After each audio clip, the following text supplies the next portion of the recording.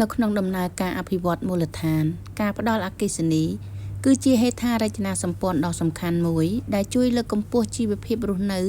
ការប្រកបរបររកស៊ីការសិក្សារបស់កុមារនិងការអភិវឌ្ឍសេដ្ឋកិច្ចសង្គមរបស់ប្រជាពលរដ្ឋជាក់ស្ដែងក្នុងឃុំស្រុកប្រវត្តិស្រុករុក្ខគិរីកន្លងមកនេះមានការខិតខំប្រឹងប្រែងពង្រីកនិងតបណ្ដាញអគ្គិសនីចូលទៅកាន់តំបន់មួយចំនួន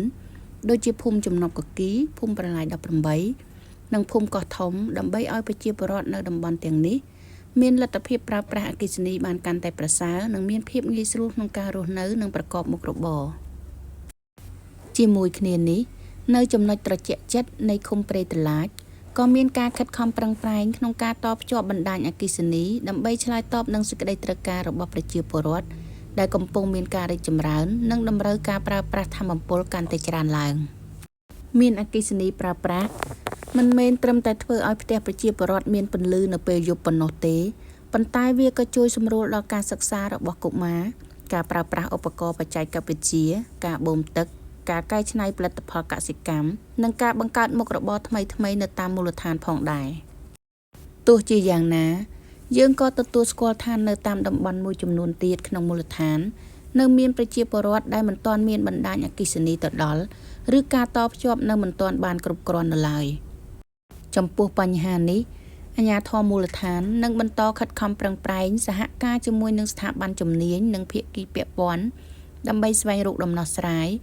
និងជំរុញការពង្រីកបណ្ដាញអគ្គិសនីទៅកាន់ចំណុចដែលនៅសេសសល់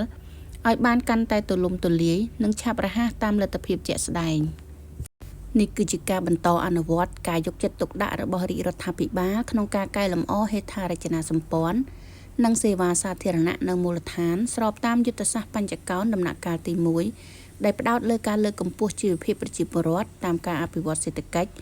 និងការផ្ដល់សេវាសាធារណៈឲ្យកាន់តែមានប្រសិទ្ធភាពនិងប្រសិទ្ធផលពីចំណុចមួយទៅចំណុចមួយពីភូមិមួយទៅភូមិមួយការពង្រីកបណ្ដាញអគ្គិសនីគឺជាការបន្ថែមពន្លឺដល់សហគមន៍និងជាការបើកផ្លូវឲ្យប្រជាពលរដ្ឋមានឱកាសកាន់តែច្រើនក្នុងការកែលម្អជីវភាពនិងអភិវឌ្ឍមូលដ្ឋានរបស់ខ្លួនអគ្គិសនីទៅដល់ទីណាការអភិវឌ្ឍក៏ឈានទៅដល់ទីនោះ